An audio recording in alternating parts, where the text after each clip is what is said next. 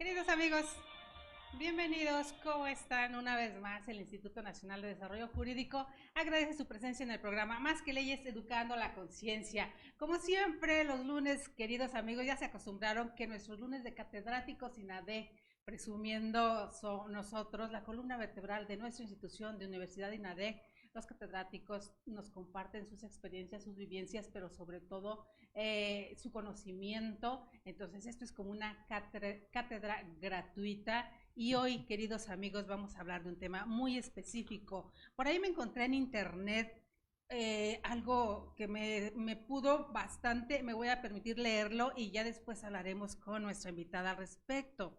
Dice, los que somos conscientes ya estamos conscientes.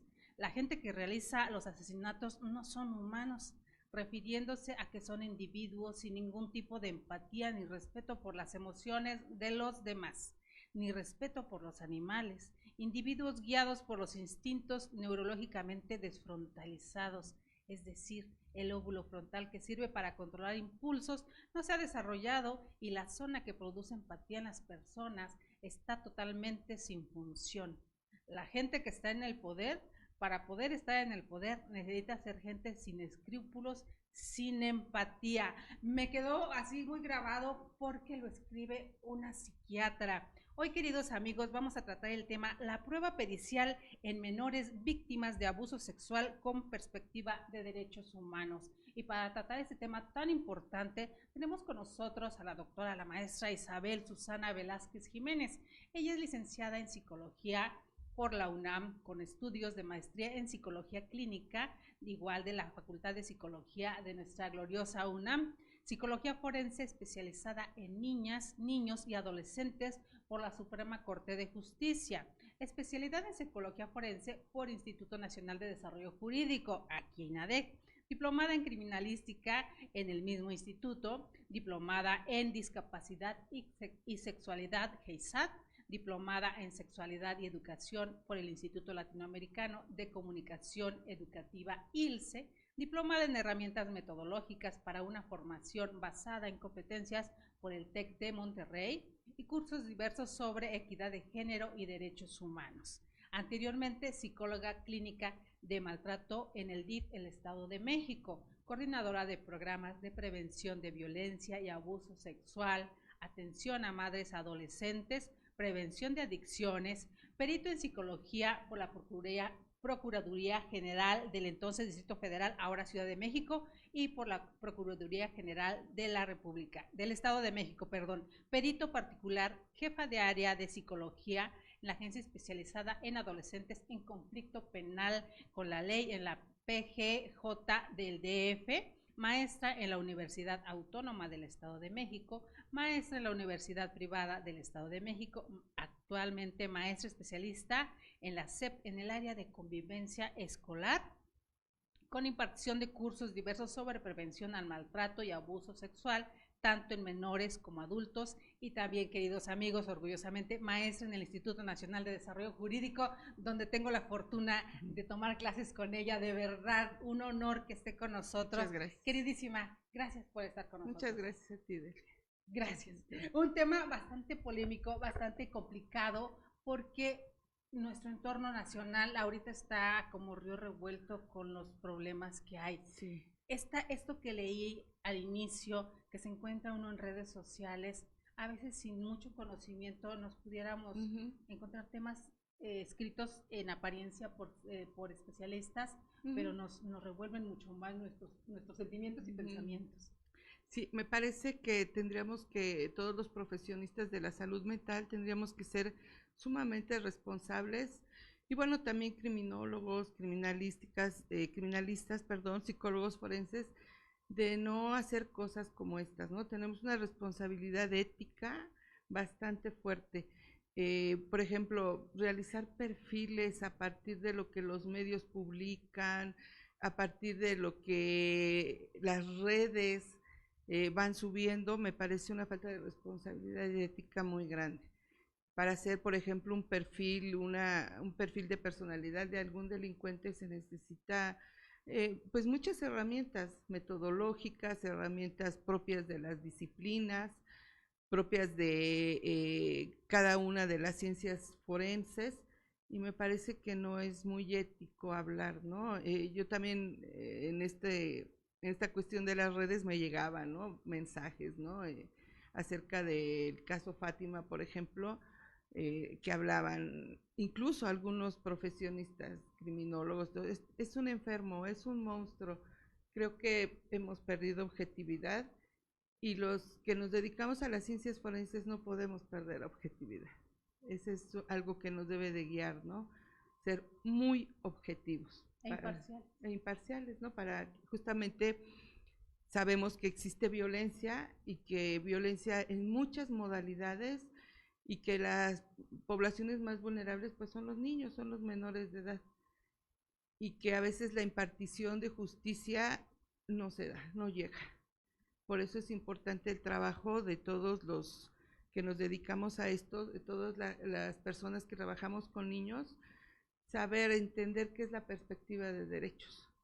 Y específicamente ya en las cuestiones de hacer un dictamen, un informe pericial en materia de psicología, en materia de abuso sexual, en materia de victimología, eso tendría que ser una de las cuestiones que rigiera nuestro trabajo, nuestro informe pericial. La perspectiva de derecho para el grueso de la población, que la gente que nos mira, que no tenemos conocimiento jurídico sobre esa cuestión, ¿qué sería? La perspectiva de derechos tiene que ver también con la historia, ¿no? De la infancia, que fuimos viendo cómo a lo largo de la historia los niños fueron tratados, niños y niñas, voy a hablar genéricamente, ¿no? Los niños, niñas y adolescentes fueron tratados primero desde una perspectiva de no existía, no eran seres humanos, ¿no? Después pasamos por una etapa de paternalismo, de protección, donde todos pretendíamos protegerlos, ¿no? Como si fueran seres totalmente indefensos, inclusive, ¿no? En aquellos años yo recuerdo que con mi mamá fuimos a la inauguración de el INPI, cuando la esposa de López Portillo, ¿no? Instituto Nacional de Protección a la Infancia, porque era lo único que se sentía hacia los niños y niñas, ¿no? Hay que protegerlos. Sí, hay etapas de desarrollo donde los niños básicamente dependen, son sumamente dependientes, sobre todo de la mamá, del papá o de las figuras adultas significativas. Pero pues después se fue pasando por la perspectiva actual, que es una perspectiva de derechos, que es visualizarlos como eso, como sujetos de derechos, derechos activos, ¿no? Y que está sustentado en la convención. Porque, bueno, cuando yo era niña decía, pues ni somos invisibles, ni somos del todo dependientes, ¿no? Cuando, repito, a mí me tocó esa época la época de la protección, que hasta había anuncios comerciales, ¿no? Como adultos chiquitos, no recuerdo que anunciaban, creo que un medicamento que decía, los niños son adultos chiquitos, no, pues no son adultos chiquitos, son personas, son seres humanos en desarrollo, en un proceso, y no se están preparando para ser adultos, están viviendo su momento en el aquí y ahora. Entonces, la perspectiva de derechos tiene que ver y entender que la población infantil, que los niños y los niños son vulnerables que están en una situación que pueden enfrentar mayor riesgo que los adultos, pero que tienen derechos y que esos derechos están sustentados en la convención. Entonces, la perspectiva de derechos tiene que ver con eso. Primero, que las instituciones encargadas de trabajar con niños, niñas y adolescentes se sensibilicen, ¿no? Sobre todo los procuradores de justicia. Yo he tenido asuntos desde ser perito oficial, desde ser perito de la defensa, donde los jueces no consideran, los ministerios públicos no consideran a los niños como tal, ¿no? Las decisiones que se toman acerca de ellos son decisiones de adultos y no ponen a los niños al centro, ¿no? Los niños no son tomados en cuenta en las decisiones, ¿no? que conciernen a ellos. Eso a grandes rasgos es la perspectiva de derechos, y que bueno, que le tendríamos que sumar la perspectiva de género, ¿no? Con las niñas, no nada más. Y básicamente se refiere a eso, ¿no? Visualizarlos como sujetos activos de derechos, donde ellos tienen la capacidad de opinar, Con esta nueva ley de niños, niñas, niños y Ajá. adolescentes, ¿viene precisamente a cubrir este vacío legal? O algunos lo consideran incluso letra muerta, maestra, ¿pudiera ser? Pudiera ser, yo a veces soy muy, a lo mejor por los lugares donde he trabajado, soy así como muy coloquial, como muy simple. Yo digo, a veces siento y creo que ya no nos hacen falta tantas leyes, ¿no? Hay que aplicar las que ya están.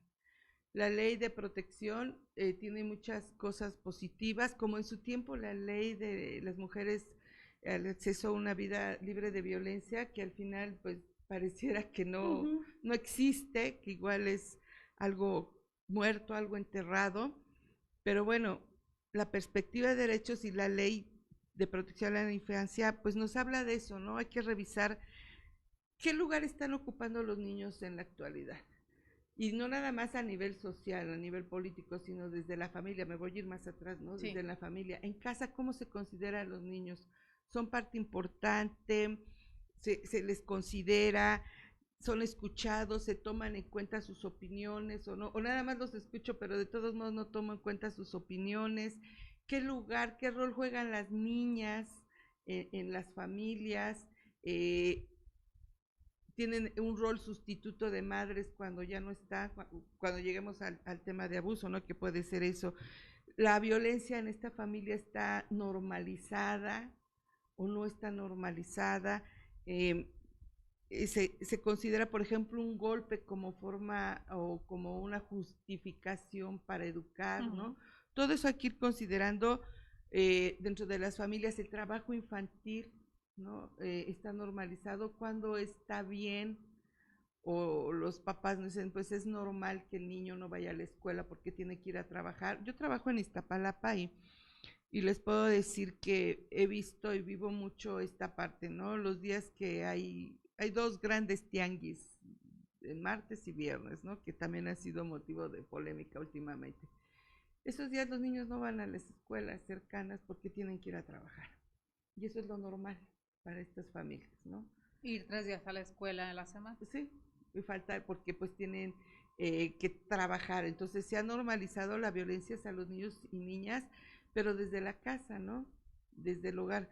Y repito, cómo se visualizan las niñas. También he visto cosas y casos como que, bueno, pues mucha pobreza donde no hay dinero. Entonces, si en la casa hay niños y niñas, ¿quién va a ir a la escuela es el niño, ¿no? Porque la niña va a encontrar un marido a futuro que la mantenga. Pareciera que el proteccionismo en el que nos Seguimos. embutieron desde López Portillo sigue en la teoría, Sí. pero en la práctica estos roles de adultos Ujú. pequeños los seguimos ejerciendo desde casa.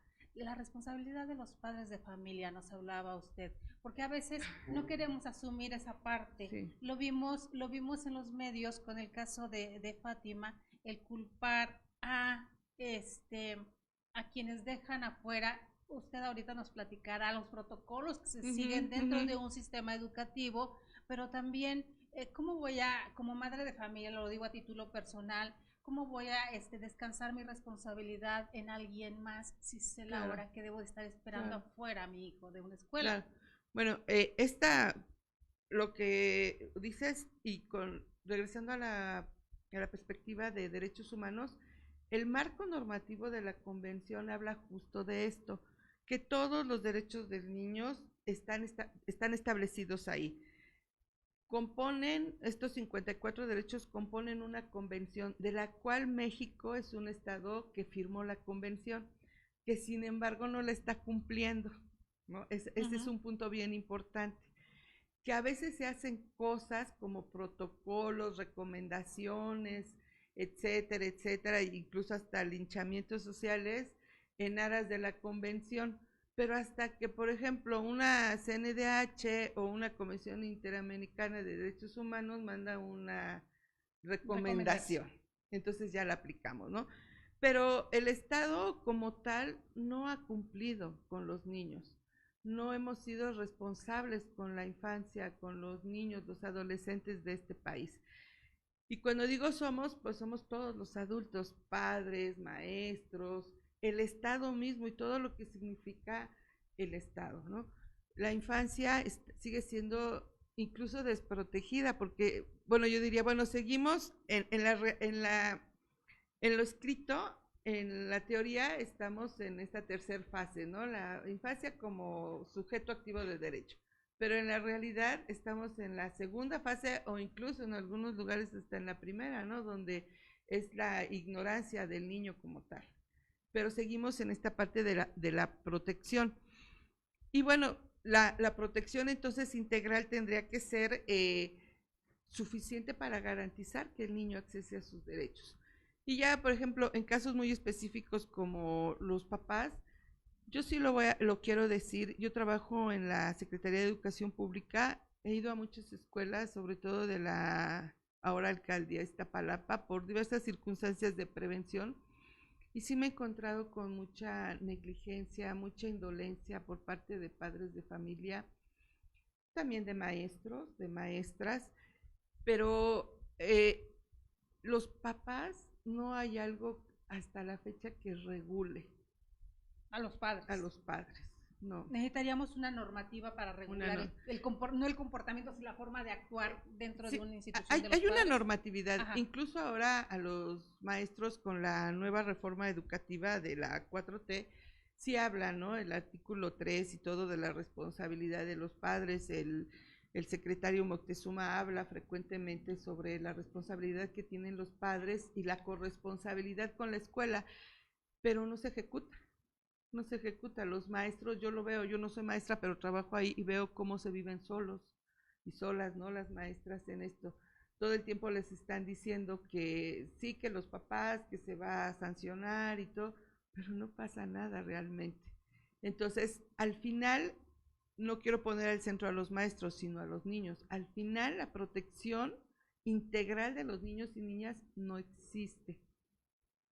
Ni por la Secretaría de Educación, ni por la Secretaría de Salud, ni por cuestiones jurídicas, ¿no? Porque ni por la Sociedad de Padres de Familia. Porque se ponen de acuerdo para faenas, para pintar, sí, para otras cosas que en esencia, referente a este para tema. Para el festival, para recaudar fondos, etcétera.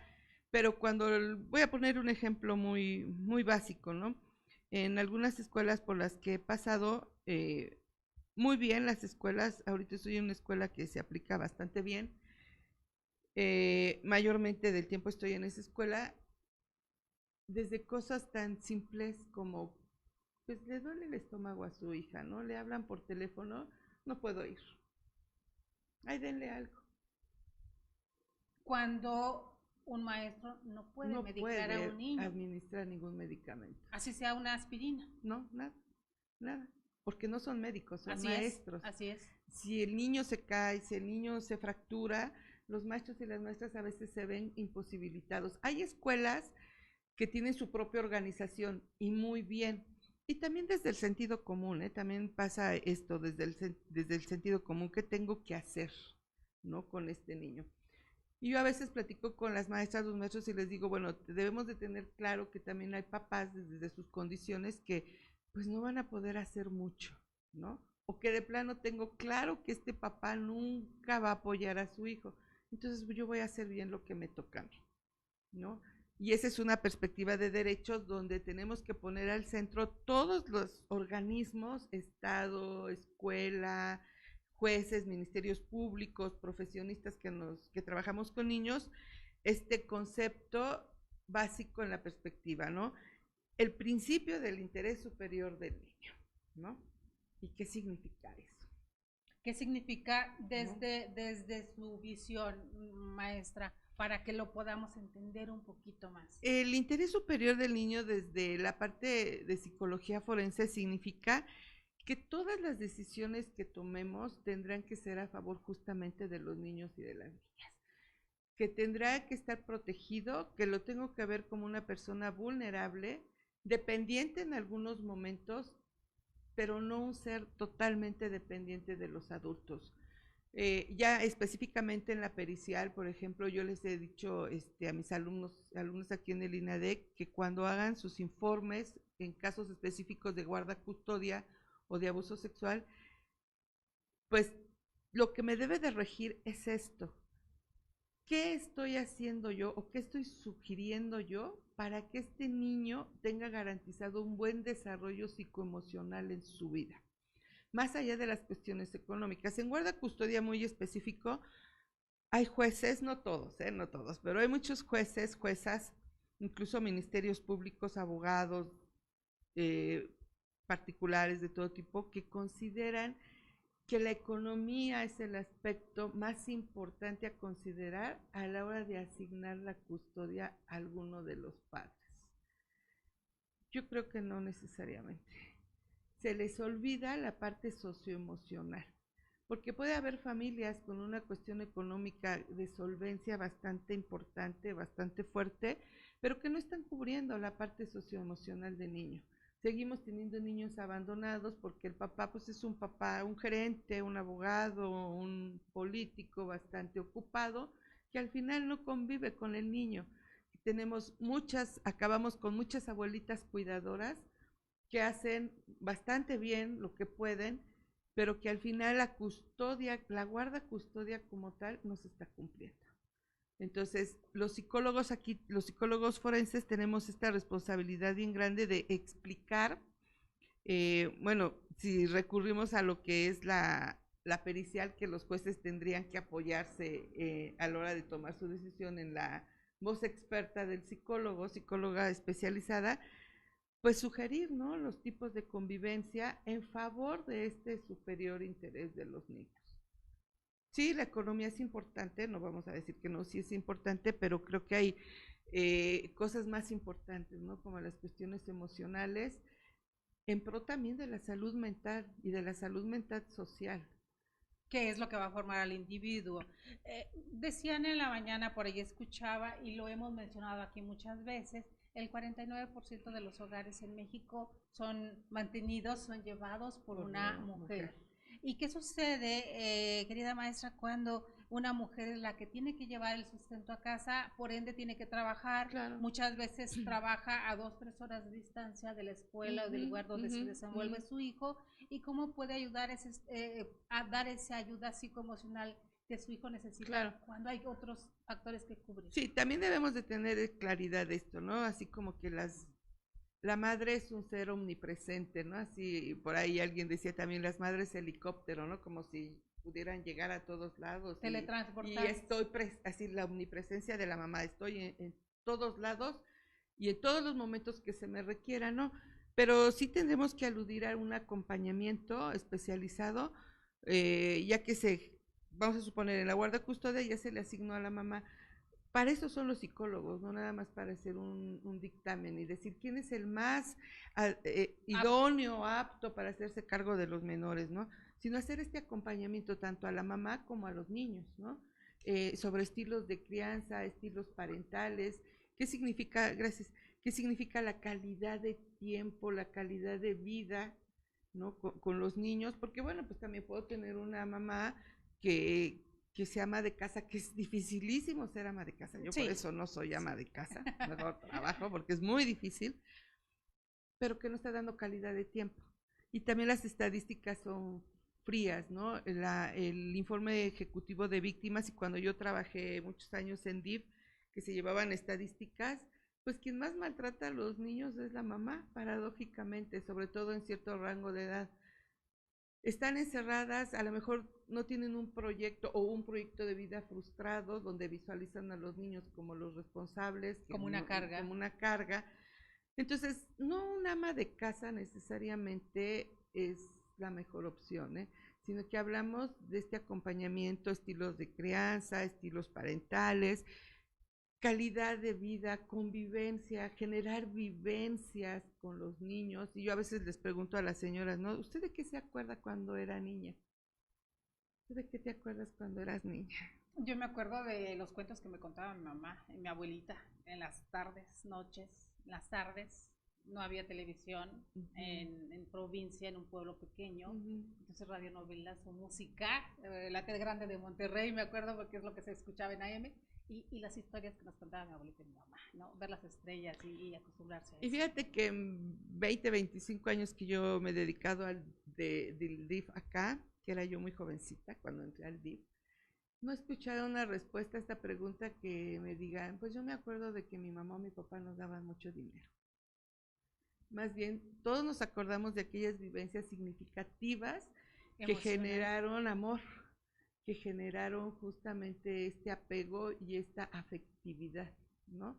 Y que bueno, también me puedo acordar de cosas pues que fueron difíciles, ¿no? Sí, claro. Pero que al final tienen que ver con la relación, con la interacción madre-hija, madre-hijo, padre y todo esto, ¿no? Y que sí me puedo acordar de cosas a lo mejor de un divorcio, de un rompimiento, pero que al final son rebasadas por esto, por las cuestiones emocionales. Por los recuerdos buenos, superan Sí, cuando hay recuerdos malos, claro, ayuda a la mente a sopesar claro. o a diludir lo malo que Sí, pasó. sí, sí, bueno, dicen los psicólogos del desarrollo que, bueno, pues también los eventos traumatizantes están ahí, ¿no? Y que nosotros nos podemos acordar justamente cuando fueron muy fuertes, pero las vivencias, valga la redundancia, de vida y significativas son aquellas, a veces las más simples, ¿no? De, pues que me leía un cuento y que pareciera que no es algo tan importante, ¿no? Ay, ¿cómo que no?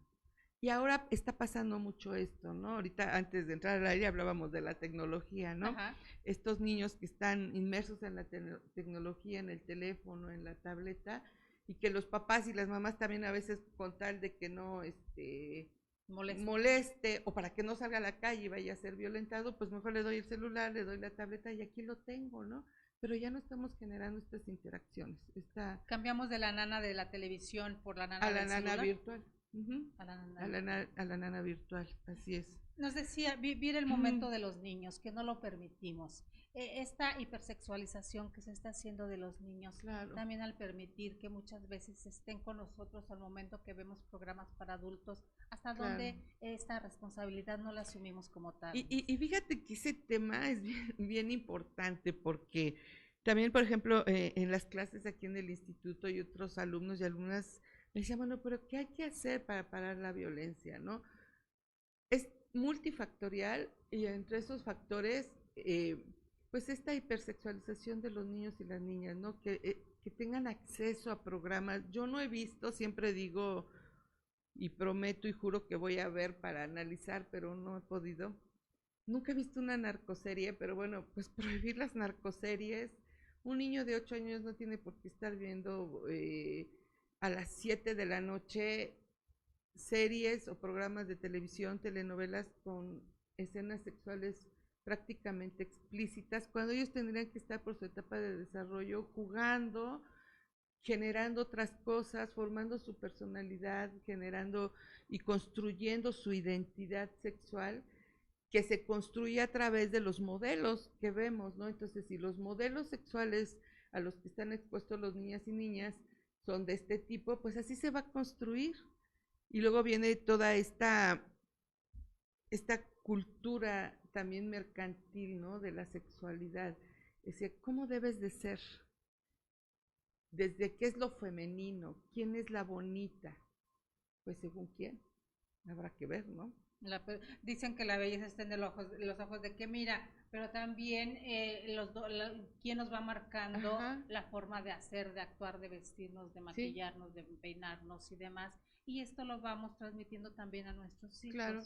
Desde las noticias que ingenuamente ponemos para quedar informados a la hora del desayuno, está la televisión prendida mientras desayunamos, sin pensar claro. que también los menores están claro. absorbiendo toda esa información. Las chicas del clima, yo digo, híjole, ¿yo cuándo voy a estar así, no? El acceso a la pornografía, los niños tienen acceso a la pornografía. Yo voy a contar una anécdota, con una de mis sobrinas que ahorita ya tiene 18 años, que por cierto ayer hizo su examen a la UNAM, espero que le vaya bien a mi niña, que cuando estaba chiquitita, fuimos a un internet y me dijo ella, oye Susi, vamos a ver, es que quiero imprimir unas princesas. Y pusimos en el buscador, princesas. Ay, sí. Nos salieron princesas de carne y hueso, desnudas, semidesnudas. Son pobrecitas porque no tienen ropa, dice. Yo decía, ay, ups, no. Yo estaba esperando pues las princesas de Disney, ¿no? O sea, pero esta facilidad con que los niños acceden al internet pues también los va hipersexualizando. Y ahí es donde los adultos tenemos que hacer una supervisión fuerte, muy cercana. Esa es nuestra responsabilidad y ese es el interés superior del niño. No los vamos a tener en burbujas, nacieron en una época de la tecnología y ahí está. El sobreproteccionismo en aparente que se manejaba, lo seguimos manteniendo, pero sin llegar a lo real, lo que deberíamos. Claro. Entonces, ¿qué hago yo como adulto cuando los niños ponen esto, princesas, y salen las princesas, ¿no? De internet? ¿Qué hago yo adulto? Ahora está la otra situación, querida mía. Los acosadores, los pedófilos, los pederastas, obviamente ponen títulos llamativos para niños precisamente sabiendo que es Claro. un público, alto porcentaje de niños no están supervisados por los padres y al teclear cualquier cosa van a llegar a estos sitios. Y entonces retomo y regreso a esto de que desde el interés superior del niño, ¿qué le toca al Estado? Pues no nada más generar las normas, sino que se cumplan esas normas establecidas, que la autoridad como tal sean personas profesionistas competentes en materia de derechos, competentes en materia de seguridad, competentes en materia de niños, niñas y adolescentes, que sean competentes en materia de salud. Yo sé que yo me imagino un ministerio público que tenga competencias en todo esto está muy difícil, ¿no? Pero no es imposible. Ahí depende también de la formación personal de él, claro, como individuo, es mi responsabilidad, ¿no? Claro. También. El Estado tiene la obligación de formarme, pero yo también tengo una obligación de desarrollo profesional, personal y, pues sí, personal y profesional, ¿no? Y entonces, esta competencia profesional de los órganos jurídicos, de sus administradores de justicia, tendrán que garantizar que los niños accedan a estos derechos. Porque yo no veo otra forma. ¿Cómo? Porque podemos seguir haciendo leyes y otra ley, y viene otra forma de gobernar y ya sacaron otra ley o modificaron la que ya estaba, pero al final se queda como rompecabezas. Sí, pero no la aplican, no se aplica la normatividad. Por otro lado, en la experiencia suya, cuando sucede que un niño no pasan por él a la escuela, tienen que llevarlo, ¿qué protocolos se aplican? ¿Y por qué veíamos a los medios quejándose, pero cómo lo van a llevar a un ministerio público? Entonces, ¿qué se tendría que hacer al respecto? Bueno, hay varias cosas ahí, varios puntos. La Secretaría de Educación Pública informó que sí existía un protocolo. Para este tema en específico existe la guía operativa, que es del ciclo pasado. Hay un numeral que es el numeral 42 que habla sobre esto, sobre la entrega de los niños a la salida de las escuelas. Más, sin embargo, habla solo de preescolar y centros de educación especial, que sí deben de ser entregados prácticamente en mano por la edad, etcétera, por las condiciones de discapacidad de algunos alumnos y alumnas, pero sí menciona de las primarias. Y repito, también las escuelas tienen su propia organización y sí existe desde hace mucho tiempo que marca este numeral, que en caso de que un papá o una mamá no llegue por el niño después de 20 minutos, se tendrá que llevar a la agencia especializada de víctimas, acá frente al búnker, si no me recuerdo, la 57, y que ahí se tendrá que dejar al niño. Yo digo, ya veo a las maestras de San Miguel Teotongo en Iztapalapa hasta el cerro con 10, 15 niños en una patrulla llegar a la agencia. Bueno, ahora se amplió, dijeron al Ministerio Público más cercano. A mí me parece que sí sería de muy alto impacto para un niño si consideramos en primaria que están de 6 a 12 años, considerando la etapa de desarrollo cognitivo de los niños, que es un pensamiento muy concreto, que sí va a ser de muy alto impacto subirse a una patrulla con policías armados que lo vayan resguardando. ¿Qué va a pensar el niño? ¿Qué va a sentir? Hizo algo mal. Y regreso al pensamiento concreto y a la etapa egocéntrica, sobre todo, algo hice mal. Por mi culpa ahora estamos aquí, porque así es el pensamiento de un niño. Bueno, lo van a ir a dejar y después ahí se va a quedar. Yo no dejaría a un niño, lamento decirlo, la policía en nuestro país no es una figura, hay policías muy honorables, muy respetables, pero sabemos que no todos. Yo no dejaría a un niño de 8 años, 9 años en un ministerio público en resguardo de los policías. Entonces yo no sé qué sería peor. Y el peor el remedio que la enfermedad. El peor el remedio que la enfermedad. Pero volvemos al primer responsable. ¿Quién es el primer responsable en una situación como esta? Que entendemos que hay casos complicados y difíciles o únicos, ¿no? Excepcionales que se pudiesen presentar. Sí, y sí sucede. Pero también voy a decir, no, en las escuelas a las que yo visito y por las que he pasado, no es tan recurrente que los papás lleguen tarde. Generalmente casi siempre es la misma mamá, ¿eh? Bueno, y hay otras donde me ha tocado ver ahí cerca de mi casa que están sobre una avenida principal y las mamás están platicando y los niños andan jugando sin importarles, se bajan uno de la banqueta. Digo, y ya están fuera de la escuela. O son 6 de la tarde, 4 de la tarde y los niños ahí siguen, ahora que ya es ese tiempo de tiempo completo, pues 5 de la tarde y muchos niños ahí siguen porque no han ido. Bueno, aquí en la Ciudad de México, y creo que en todo el país existen 3 modalidades de horario, ¿no? El horario regular que se le llama, que es de 8 a 12:30, y esto es bien importante sobre todo para los docentes. Otro es el de jornada ampliada, que es de 8 a 2 de la tarde, y las escuelas de tiempo completo, que son de 8 a 4. Ese horario también es para los maestros. Entonces, si tenemos un maestro que trabaja doble turno, en el primer turno sale 12:30 y luego tiene, en el segundo turno entra a las 2 de la tarde y tiene ese espacio de tiempo para trasladarse de un centro de trabajo a otro, y ya se le quedó un niño en el primer turno hasta la 1:30. Las escuelas con doble clave, que aquí en la Ciudad de México y en el interior del país también las hay. ¿Qué sucede en situaciones como esa? Sí, generalmente. El pobre niño también sufre psicológicamente de estar en la oficina del director o en la supervisión. Es muy impactante. Poniendo al centro en el niño, es muy impactante para ellos que sus mamás o su papá o la persona encargada que va a ir por ellos no llegue. Hay niños que cuando se abren las puertas de las escuelas ya están asomándose a ver quién está. El no ver a nadie, a veces todavía ni salen de la escuela y ya están llorando porque no ven a su mamá, a su papá, porque justamente regreso a la etapa de pensamiento concreto, egocéntrico, que a veces tienen este miedo al abandono, pues piensan que ya no los quieren, que ya los abandonaron y que ya no van a ir. Ya hicieron una fantasía catastrófica tremenda. A esto súmenle que en inmediato a los 20 minutos lo voy a subir a una patrulla.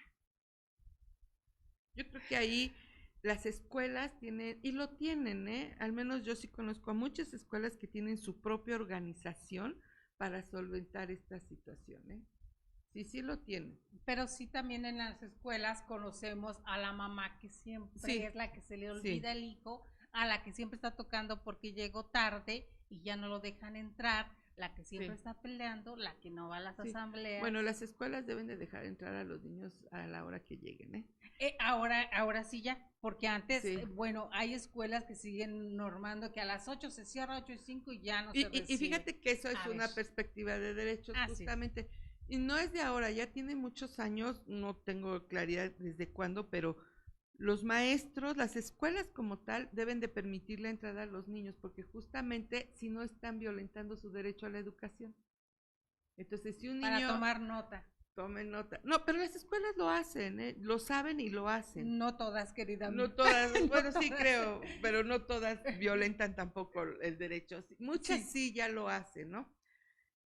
Existe algo en la Secretaría de Educación Pública que es el marco para la convivencia, pero si estas llegadas tardes son reiteradas, sí se deben de sancionar, ¿no? El marco para la convivencia, que justamente está hecho en dos aspectos, ¿no? Están considerados los derechos de las niñas, los niños y los adolescentes y las sanciones, y está dividido en 5 niveles de gravedad.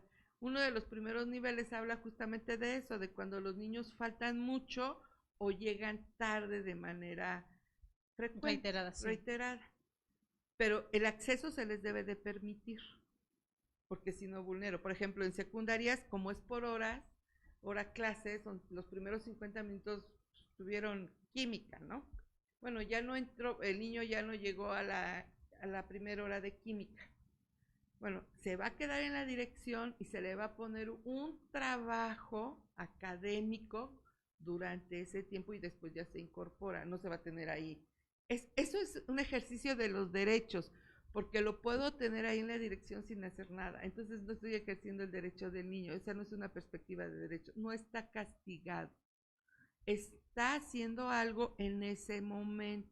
En las primarias llegan tarde, entran a su clase, pero pues al final, ¿quién ya perdió el derecho a la educación? El niño, porque si la entrada es a las 8 y el niño llega a 9:30, él ya perdió la parte académica que la maestra trabajó de 8 a 9:30.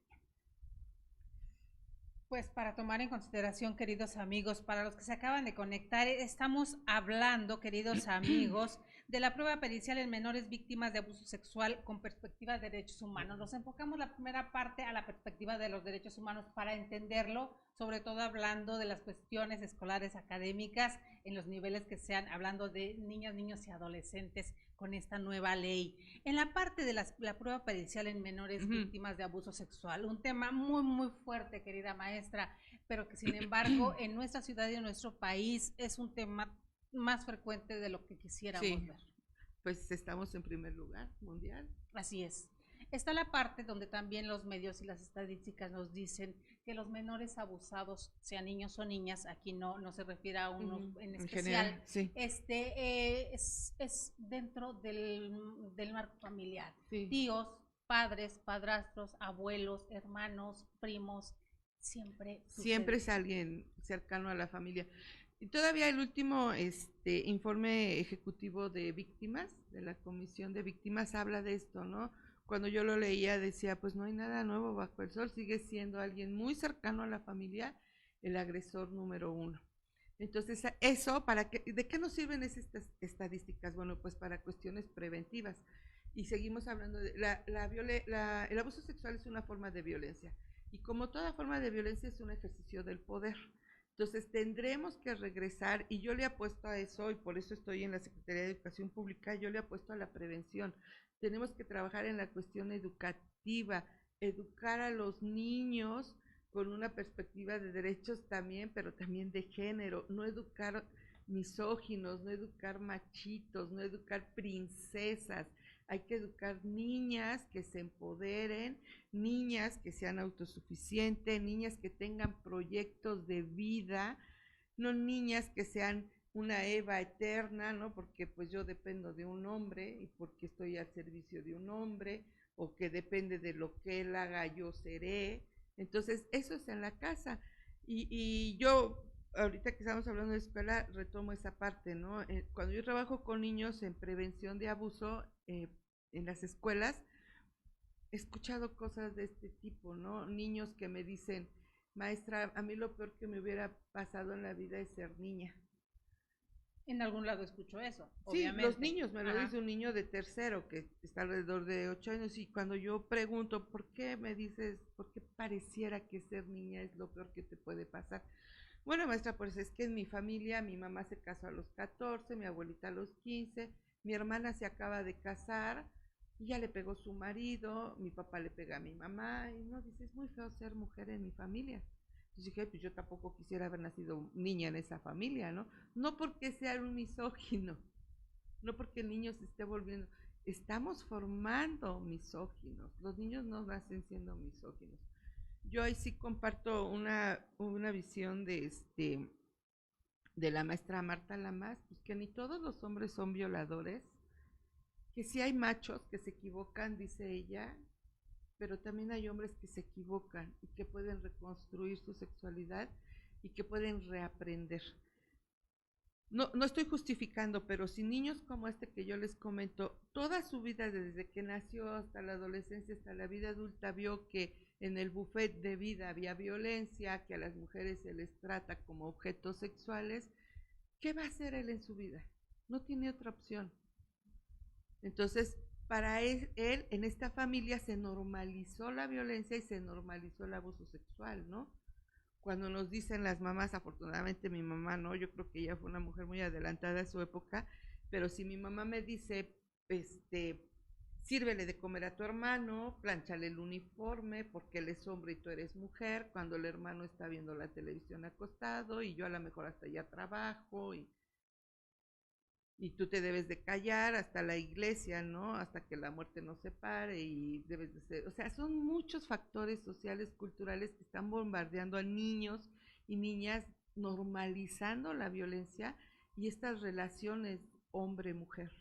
Y esto es en todos los sectores, En porque todos, en no nos todos. referimos a un estatus social o económico, No, en pareciera que todos, en permea todos. todos. Sí, ahí también es un mito, ¿no? Del abuso. Hay muchos mitos sobre el abuso sexual.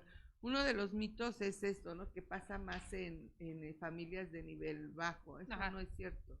Pasa en todos los niveles. Las estadísticas hacia dentro Sí, sí. del Poder Judicial Sí. dicen eso, ¿no? A ver, Bueno. cuéntanos un poquito, porque ya cuando me pone ojitos. Cuando hago ojitos es que Sí. ya voy a decir algo, que a ver si no me regañan.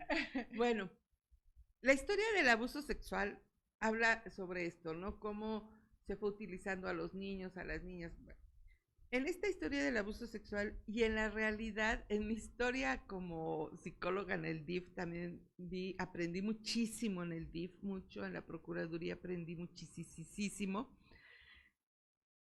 Y bueno, si yo vivo en una comunidad donde no tengo acceso a servicios, si yo soy una niña de 8 o 10 años o una mujer que no tengo acceso a servicios, que no tengo una seguridad social y me violenta mi pareja y me lesiona físicamente, ¿a dónde voy a ir?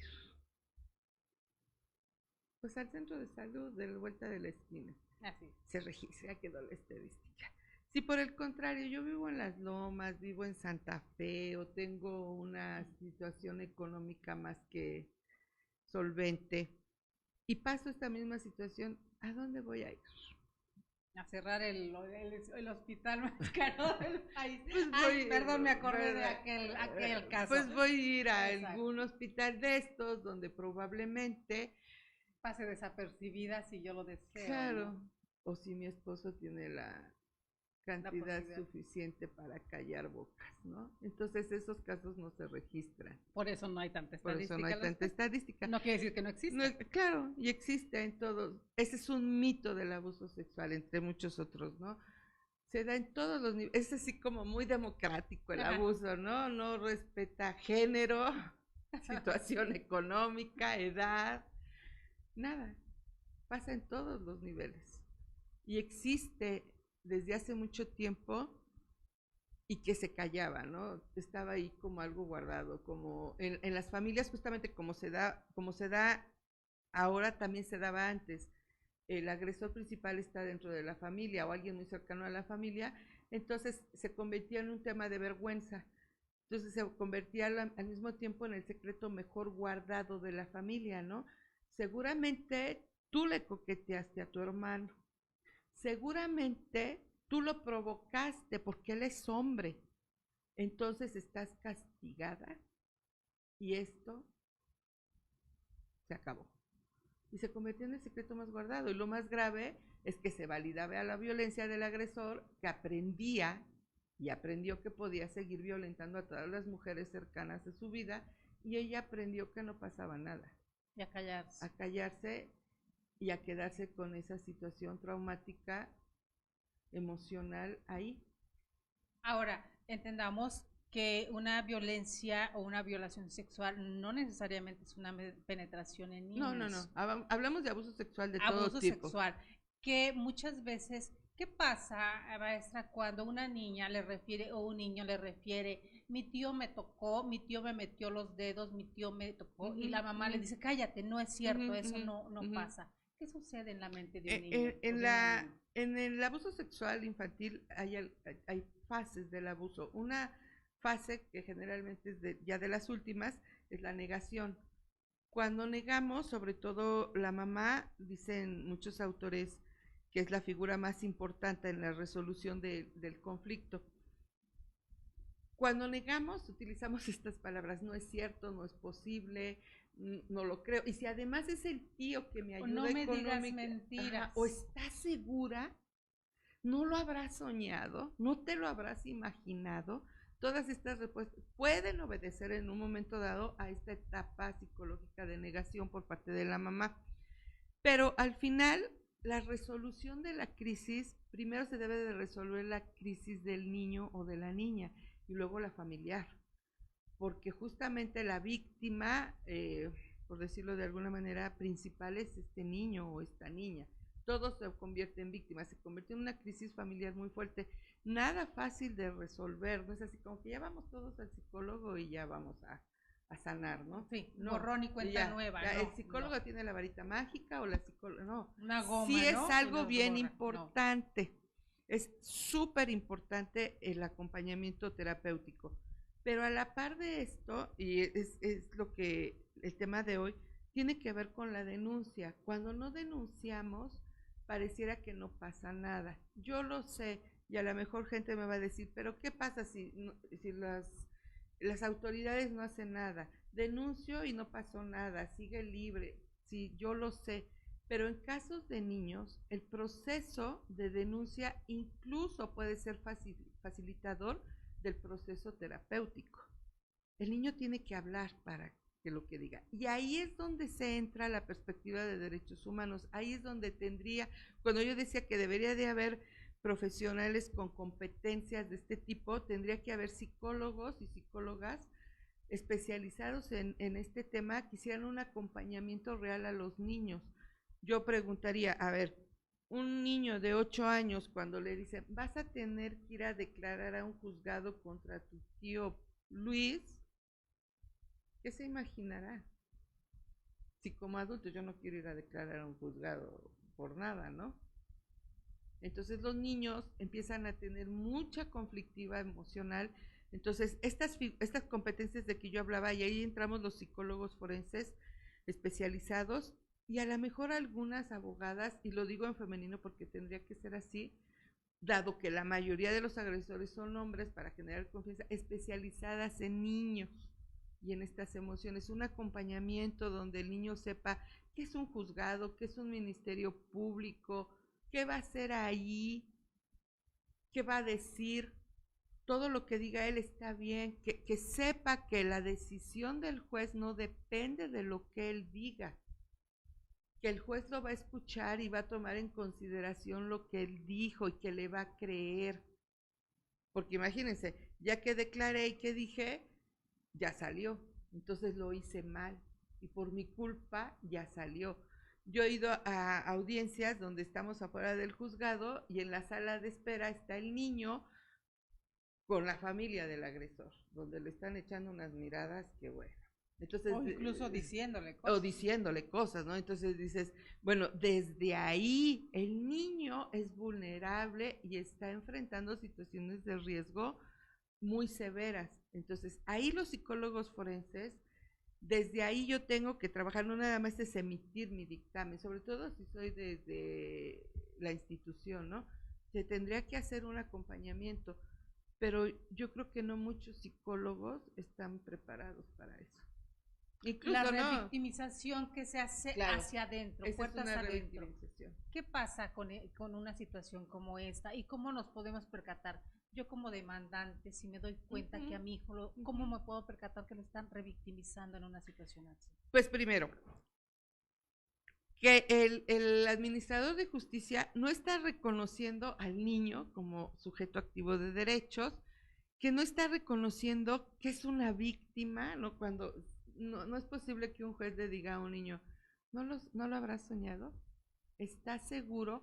O que un juez o un ministerio público le solicite a un perito que determine la veracidad del testimonio del niño.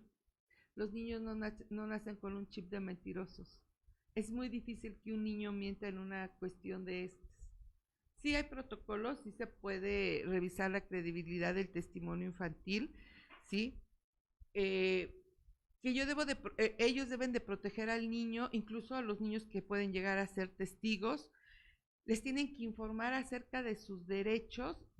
Voy a decir una barbaridad que yo siempre digo que no hay que decir, pero sí ponerse a su nivel, ¿no? Hablar en lenguaje de niños, porque la inteligencia del niño se está concretando, no es que sean tontos. Y en su nivel, En su y nivel literalmente cognitivo, también, sí. sentarse a estar a la altura Claro, del eso de niño, ponerse a su hasta nivel eso. es agacharme si me tengo que agachar, explicarle, debo de autorizar y considerar también presentar sus opiniones, ajá, debo de otorgarle lo que yo decía, esto en el debido, en las audiencias, las obligaciones es otorgarle la debida asistencia, protegerlos, proteger su intimidad y proteger su identidad, ¿no?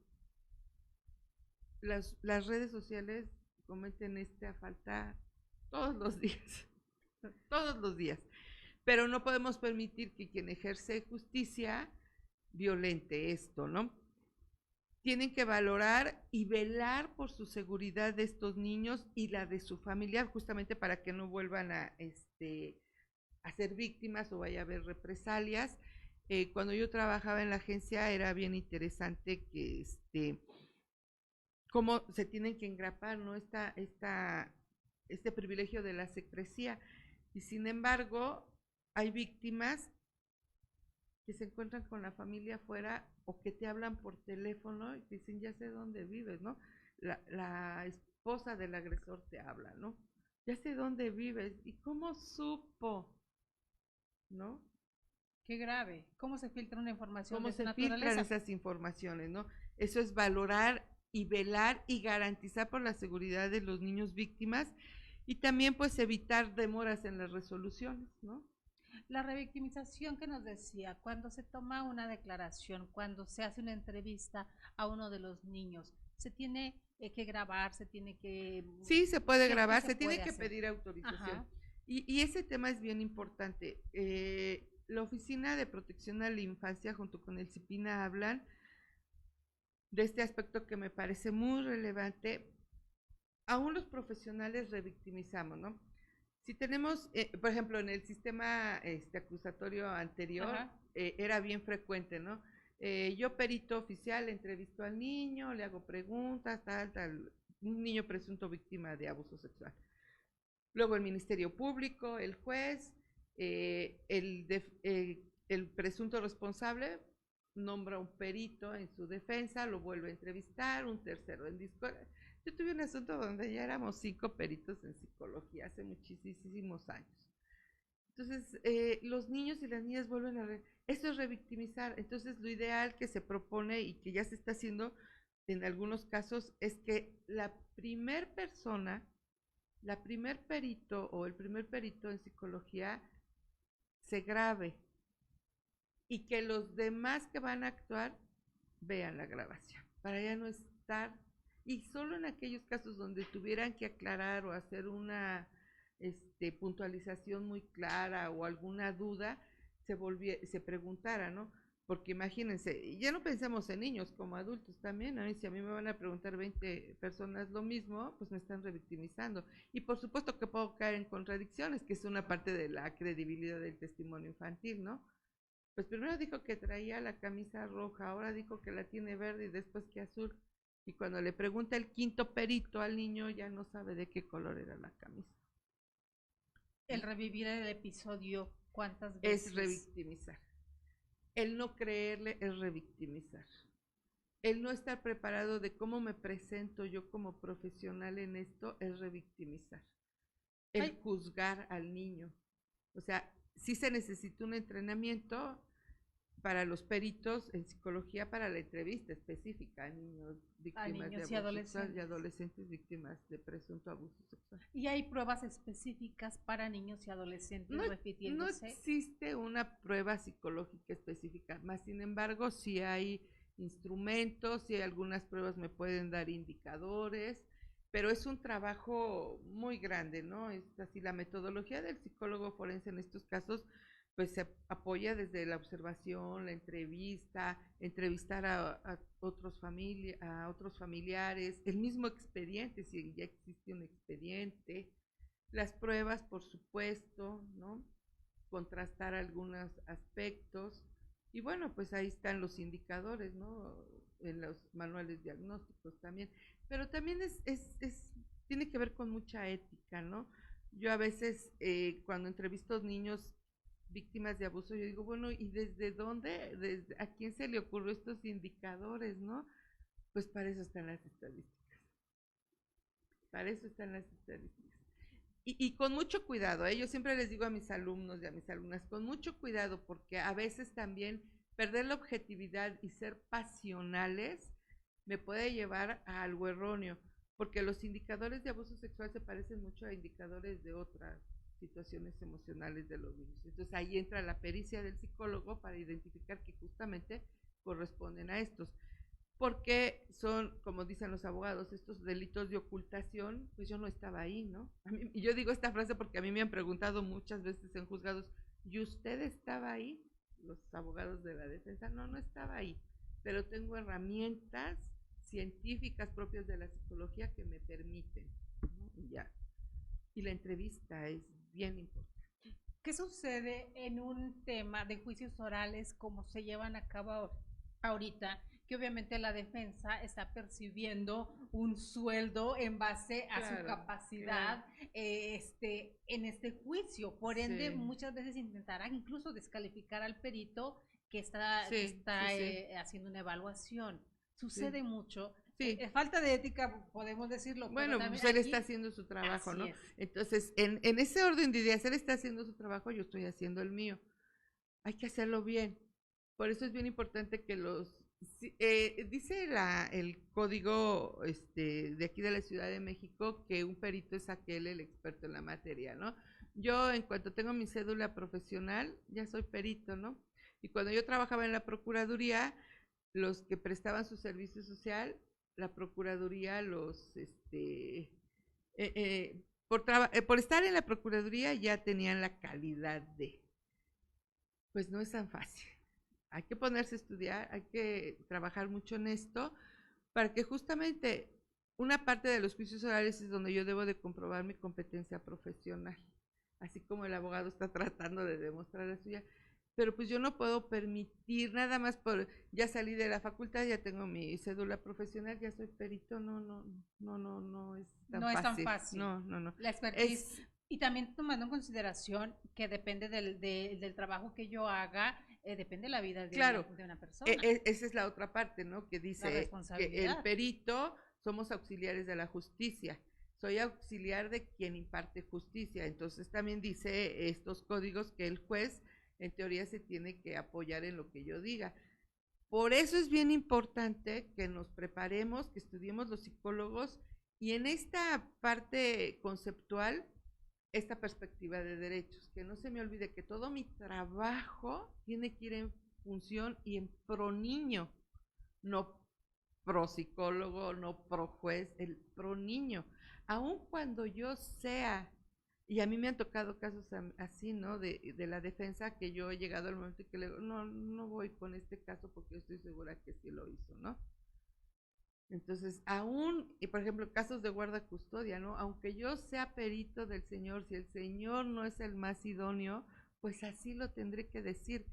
Y esta otra perspectiva de derechos también tiene que ver con que tengo la facultad y la obligación de sugerir todas y la autoridad también, no nada más yo como perito, y echar a andar todas las acciones necesarias para garantizar la seguridad y el buen desarrollo de los niños y de las niñas. Ese es nuestro trabajo. Porque también no termina con un juicio, no termina. No. Tiene que verse. ¿Qué pasa después? ¿Qué pasa después? ¿Y qué pasa después, maestro? Pues ya se van a su casa y no pasó nada, generalmente. Y entonces ahí la responsabilidad del Estado, ¿dónde queda? Ya hice justicia, le anteponillo y ya. Entonces no es pro niño. Así es. Es pro administración. Y el interés superior del menor, entonces, ¿dónde quedó? ¿Dónde quedó? Y justamente ahí las políticas en pro niño tendría que incluir esto. Yo entiendo y sé que esto hablamos de dineros también. Claro. Pero si no apostamos por nuestra infancia ahorita, veamos la descomposición social que existe. Maestra, yo le lanzaba una crítica a Esteban Moctezuma cuando pasa el caso de Torreón, un caso que también viene a marcar a nuestro país con lo sucedido.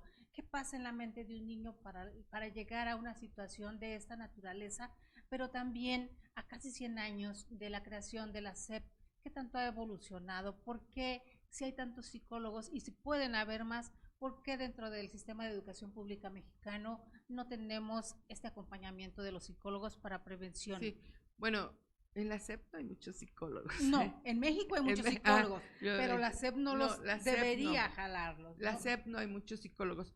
Y bueno, y los psicólogos que trabajamos en la SEP, porque yo trabajo en la SEP, nuestra función y nuestra perspectiva es pedagógica, no clínica. Entonces, yo incluso no puedo dar una cuestión estilo clínico o terapéutico a los niños. Yo tengo que trabajar desde el punto de vista pedagógico. Y yo creo que sí podemos poner algunas, sí taches, pero también algunas palomitas a la Secretaría. A mí me parece que de lo más rescatable es la educación socioemocional, ¿eh? De las emociones nadie se acuerda. De las habilidades psicosociales que puedan garantizar niños prosociales más que niños disociales, porque sí los hay, ¿no? Y más allá de un diagnóstico, ¿no? ¿Qué estamos formando? Y así como se decía, ¿no? Cuando las cuestiones de civismo, ¿no? Que la familia es el núcleo de la sociedad, pues es mucho más allá. La escuela también está formando en valores. Forma y refuerza a los que se forman en casa. Entonces ahí sí, esa parte que dice el secretario, yo sí estoy de acuerdo con él, sí tendría que ser un trabajo de corresponsabilidad y colaborativo. Lo que a mí me falta, que decía al principio, es que no nos han dicho cómo. ¿Cómo voy a asegurarme de que estos papás trabajen? Y pongo un ejemplo que a mí me ha pasado frecuentemente. Cuando yo les hablo a los niños sobre sus derechos, sobre tipos de maltrato, a mí me han preguntado niños, maestra, entonces a mí nadie me puede pegar. Digo, no, nadie te puede pegar, ni mi papá, no, ni tu papá.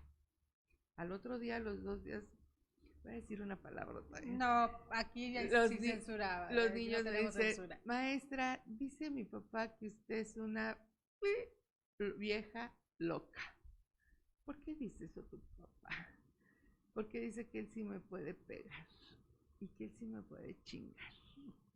Y si otro me pega, yo le debo de pegar, porque si no me lo chingo yo, me chinga. Entonces todo lo que trabaja, este es un ejemplo muy recurrente en mi caso. No dudo que con las maestras también, los maestros. Entonces tú trabajas todo un ciclo escolar, pero un papá te tira en un minuto esto que tú hiciste.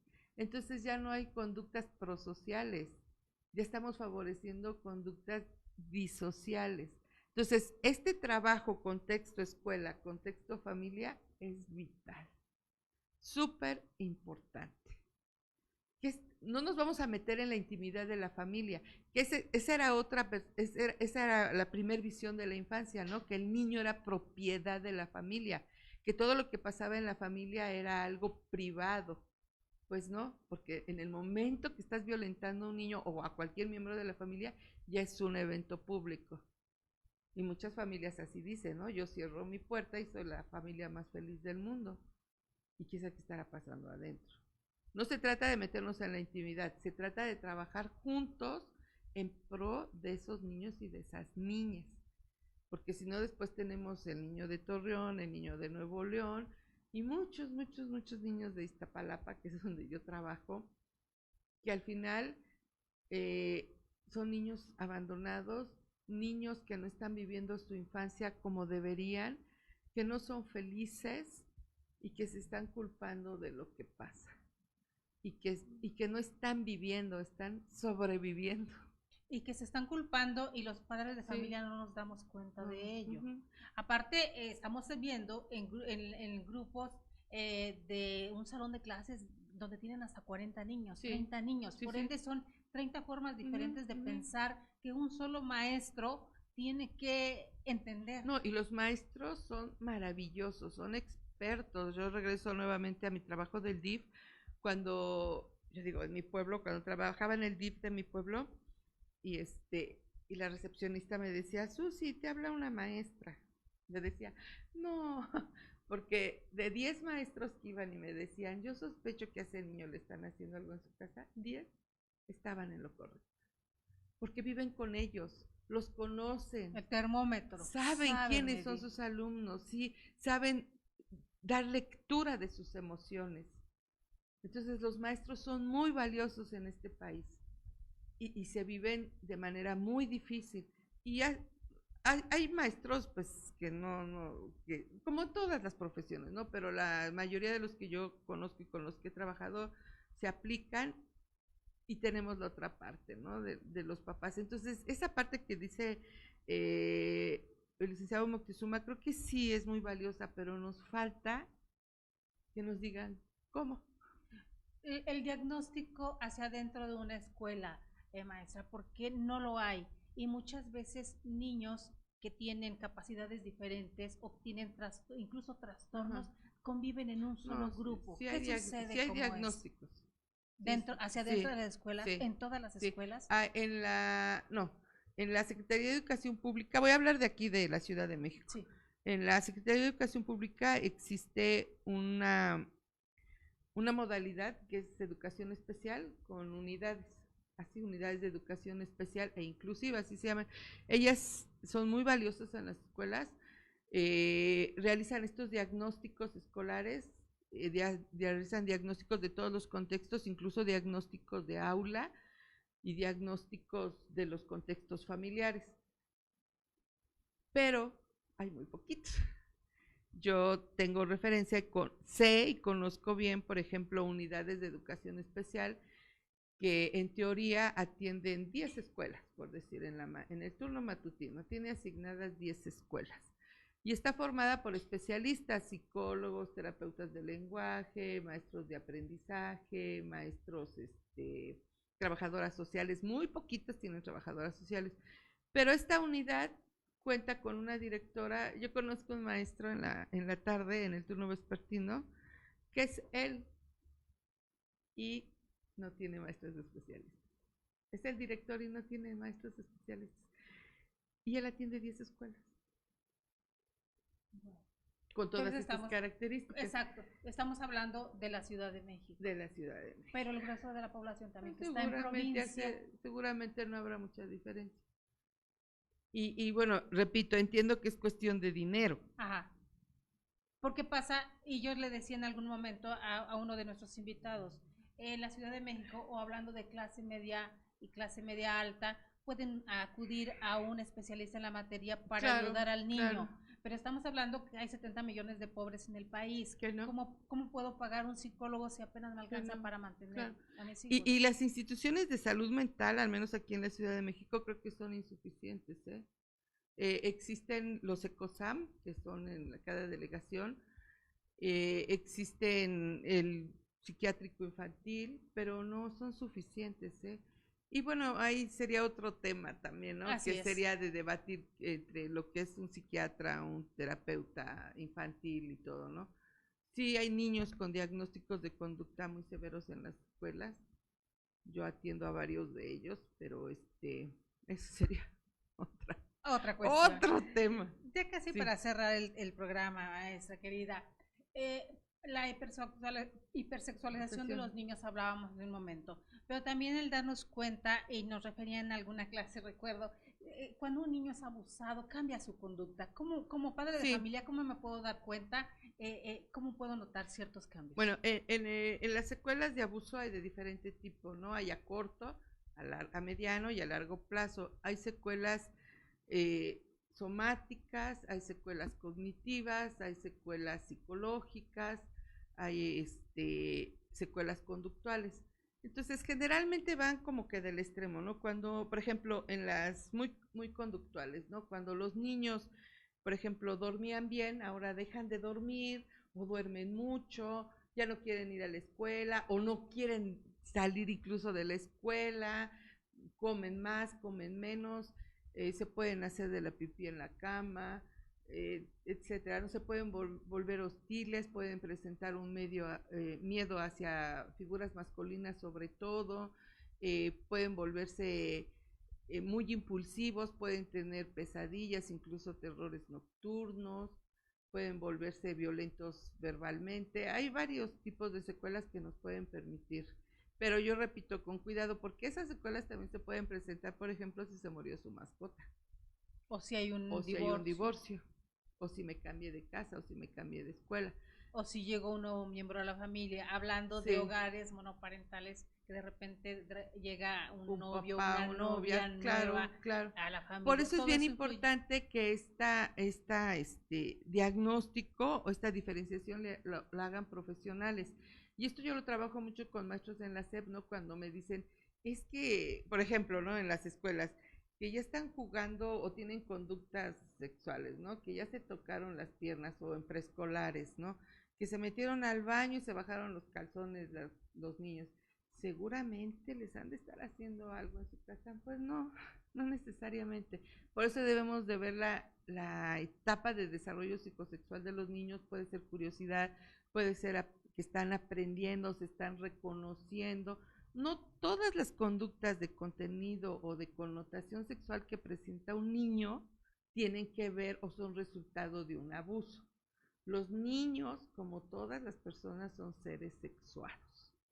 Y un niño, una niña puede estarse masturbando en el salón porque a lo mejor pasó y se tocó con la mesa y le gustó, tuvo sensaciones agradables y ahora pues va a continuar con eso. Y no necesariamente porque fue víctima de abuso. Por eso el diagnóstico lo debe ser alguien especializado, porque si no, entonces estoy etiquetando y puedo favorecer una victimización y una estigmatización que sería muy, muy grave. Si en dado caso un niño va a terapia por alguna razón, la que fuera, Ajá. y el el psicólogo Ajá. descubre que está siendo violentado sexualmente, Ajá. él no puede hacer un dictamen, se tiene que hacer una denuncia o qué se Él puede tiene hacer. que denunciar. Justamente La ley ajá. de menores habla, ¿no? Que hay un artículo, no recuerdo cuál número, dice que toda persona que sepa o sospeche que un niño está siendo víctima de maltrato o abuso sexual tiene la obligación de denunciar. En esos casos el secreto profesional ya no aplica. Él, justamente porque es pues, la protección del niño, es el interés superior del niño está siendo violentado, entonces él tiene que denunciar. Pasaría lo mismo con algún familiar que se dé cuenta de que está sucediendo y aun cuando los padres de familia lo quieran ocultar. Y ahí sí lo voy a decir, ahí sí la SEP sí tiene sus protocolos muy claritos y muy específicos. Y ahí, en esta perspectiva de derechos de la que estábamos hablando, la autoridad educativa tiene la obligación de sensibilizar y de diseminar y hacer llegar a todos los docentes estos protocolos, que sí lo hace, ahí sí la SEP, bueno, al menos aquí en la Ciudad de México. Todos los maestros, en teoría, conocen o deberían de conocer los protocolos. ¿Qué me toca hacer a mí desde el maestro que estoy frente a grupo, a un director, a un supervisor, a una autoridad en caso de un abuso sexual, ya sea dentro o fuera de la escuela? Ese sí existe para la SEP. Perfecto. Ese sí existe.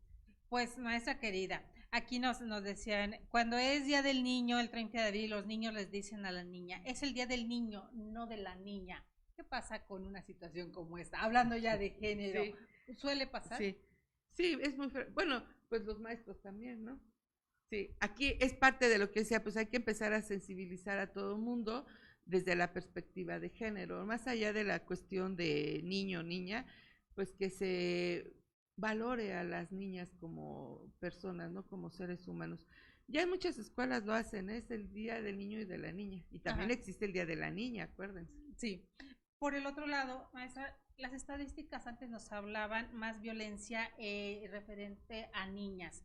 ¿Qué pasa? Porque últimamente sabemos que los niños también están siendo violentados sexualmente mucho más. Siguen siendo las niñas, sobre todo en la edad escolar, por eso es bien importante la escuela. Dice el informe ejecutivo de víctimas y las estadísticas también de la OMS, que la edad, el rango de edad donde son más violentados es entre los 6 y los 10, 11 años de edad, es que están en la escuela, que están en la primaria, y que siguen siendo mayormente niñas, pero sin embargo ahora hay más niños, ¿sí? Aquí podríamos tener varias hipótesis, varias teorías, ¿no? Que pueden ir desde de una personalidad de los tipos de agresores, incluso de pedófilos, etcétera, y de estas cuestiones sociales también, ¿no? Yo he llegado a entrevistar agresores sexuales que me han contestado cosas muy aberrantes, ¿no? Como que prefieren niños porque no se embarazan. O sea, esta situación social, esta descomposición social, tiene que ver justo, ahora sí de manera genérica, que no estamos viendo a los niños como sujetos de derechos, que estamos viendo y seguimos viendo a los niños y niñas, adolescentes como de nuestra propiedad. Y basta con que revisemos los resultados del ENADIS, del INEGI, del 2015, si no mal recuerdo, que viene muy bien descrito. Y hay un rubro aquí en la Ciudad de México donde más o menos el 60% de las personas adultas de entre 40 y 60 años de ese momento consideraban que los niños y niñas no tenían derechos. Wow. Entonces, si estamos viendo esta concepción adulta, a partir de esto, entonces yo los puedo violentar de cualquier forma. ¿Cosificar? Los cosifico y puedo utilizarte incluso como objeto sexual, más allá que seas niño o que seas niña. Eres de mi propiedad.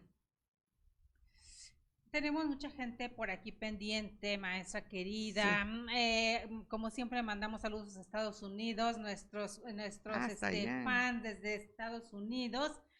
Jonathan Colón, por aquí también nos está mirando. Leslie Linares, gracias, queridísima, hasta Michoacán. La maestra Noemi Gómez Bravo, gracias, un saludo hasta Oaxaca, o sea, está aquí en la Ciudad de México, maestra, una poetisa, la mujer maíz de Oaxaca está presente. El doctor Jaime Calderón Gómez, doctor queridísimo, por ahí experto en leyes, de verdad, gracias porque esté presente con nosotros y a todos los que nos van a ver en repetición, queridos amigos. Bibliografía, querida maestra, para recomendar si alguien quisiera adentrarse un poquito más en el tema. Podemos leer a Madame Pudia, Marta Lamas, a la maestra Lagarde, Blanca Mezquita, ¿sí? Son las no recuerdo si Vicenta, una maestra mía de la universidad, haya publicado, es que no me acuerdo ahorita su apellido, pero voy a checar, ¿no? Pero básicamente en México, a Madame Pudia me parece muy importante. Bueno, y los clásicos de abuso sexual, Finkelford, algunos autores españoles que en España se ha dado mucha investigación sobre esto. Pero repito, también hay autoras como la doctora Ampudia, la doctora Ostrowski, que también pues son de aquí y que tienen el contexto nacional, digamos, ¿no? Ya dije Blanca Mezquita, ya dije Blanca Mezquita, y pues básicamente ellos, ¿no? Ahora con las redes sociales, ahora con internet es mucho más fácil googlear su nombre y salen cualquier salen los todo lo que podemos hablar al respecto. Bueno, y si alguien en el área de psicología se quiere dedicar a esto, pues te ponga a estudiar un diplomado o una especialidad, ¿no? Hablando de queridos amigos, Nancy Vázquez Oropesa, felicidades a la psicóloga Susana, le dice Nancy Vázquez, excelente tema, gracias Nancy por estar con nosotros. Pues hablando de la oferta académica que Universidad INADEC, Instituto Nacional de Desarrollo Jurídico, ofrece la psicología jurídica y psicología forense, los diplomados, que van enfocados no solamente a los psicólogos que quieran formarse como peritos en la materia, yo creo que también los abogados, sería bueno que tomaran los diplomados para aprender las entretelas de qué se trata, de qué se trata, porque al tener el conocimiento pues puedan hacer una mejor mancuerna con el perito para una situación. Y que era de lo que hablaba, ¿no? Que estas competencias profesionales, ¿no? Y que dependen de mí. A lo mejor el tribunal no me va a pagar el diplomado, pero parte de mi formación integral y de mi responsabilidad y de mi ética profesional tendría que ver con esto, ¿no? Abogados particulares, afortunadamente aquí en el instituto hay abogados, ¿verdad? Que vienen mucho. Me ha tocado grupos de psicología forense donde no hay psicólogos, todos son abogados, o a la inversa, ¿no? Todos son psicólogos y me parece que esta pluralidad debería de existir más, ¿no? Como madres de familia, incluso, queridos amigos, se los digo porque tengo la fortuna de estar tomando el diplomado de psicología jurídica y la maestra Susana es una de mis maestras, fabuloso, y como madres de familia yo creo que invertir tiempo y dinero en la formación de nuestros hijos, de nuestra familia, o dependiendo también del trabajo que tengamos, los docentes incluso, ya sería una cuestión ya un poquito más los allá, sábados, y un poco más allá, en la deontología del profesional, ¿no? Claro, es formar seres humanos. Eso sería Sí. maravilloso. Y pues aquí en el Instituto Nacional de Desarrollo Jurídico pueden entrar a la página www.inadec.edu.mx y ahí encontrarán toda la oferta educativa que en todos los 3 campus de aquí de la Ciudad de México, los de provincia y los cursos que se hacen al interior de la República les pueden otorgar. Angélica Patti Jiménez, felicidades a la maestra Susana, excelente su entrevista, muy clara y concisa. Muchas gracias, Angélica Patti Jiménez. Por ahí nos están mirando. Y los que nos van a mirar en repetición, recuerden que hoy a las 9 de la noche entramos con el programa como si fuera en vivo en YouTube. Hacemos el estreno a las 9 de la noche para quienes gusten de YouTube o compartirlo. De verdad, necesitamos crecer. El eslogan de nuestro programa es Más que leyes, educando la conciencia, y la finalidad que perseguimos, queridos amigos, con estos programas, con estas cátedras gratuitas, es de llevarlos del lenguaje más amable, de la mano de los que saben, de los especialistas en la materia, para conocer, y al mismo tiempo, si necesitarían alguna asesoría jurídica o de cualquier tipo, pues acérquense a INADEC. Aquí, créanme que con gusto les vamos a ayudar a canalizar con quien sea necesario. De verdad, muchas gracias. Después de esta cátedra gratuita, ¿qué les deja de tarea, queridísima maestra, a quienes nos están mirando? Pues que nos sensibilicemos, ¿no? Que consideremos, los niños siempre se dice, son el futuro. No, no son el futuro, son el aquí y el ahora. Que los consideremos, que los respetemos, que los valoremos, que los escuchemos y que tomemos en cuenta sus opiniones, ¿no? Que no son adultos chiquitos y que podemos aprender mucho de ellos, ¿no? Y a los psicólogos en formación y psicólogos que se dediquen a las cuestiones forenses, que no se nos olvide que todo nuestro trabajo debe de estar regido por los 4 principios básicos de la Convención y con esta perspectiva de derechos. Los principios básicos de la Convención, sí, no la menciona, pero completa la Convención de Derechos del Niño. La Convención de Derechos del Niño. Y que acuérdense, México es país parte y específicamente en las cuestiones de abuso sexual, México aceptó en el 2000 y lo acabó de reafirmar en el 2002, hace 20 años, y que parece ser que no fuéramos que no evolucionamos. Sí, porque pues mucho. Estamos en primer lugar mundial de abuso sexual infantil, primero, segundo lugar de embarazo en la adolescencia. Bueno, y voy a hacer un comentario ahí, perdón. Estaba leyendo en la página del Gobierno del Estado de México. El Gobierno del Estado de México publicó en esto de víctimas, la mayoría o el 80% más o menos, si no mal recuerdo, de las niñas adolescentes entre 12 y 15 años embarazadas, el papá era el abusador. No, el papá del bebé estaba en un rango de edad de entre 18 y 40 años, adultos, ellas teniendo entre 12 y 15. Entonces, llamemos las cosas por su nombre. Esa no es una relación, eso es abuso sexual. Es abuso sexual, es pedofilia. Podría ser, pero... Puede ser. Estamos hablando de menores de 15 años. Sí, si ellas tienen entre 12 y 15, perdón, y de estas niñas del 100% de embarazadas en esta edad, casi el 70-80% del papá tiene entre 18 y 40 años, eso se llama abuso sexual.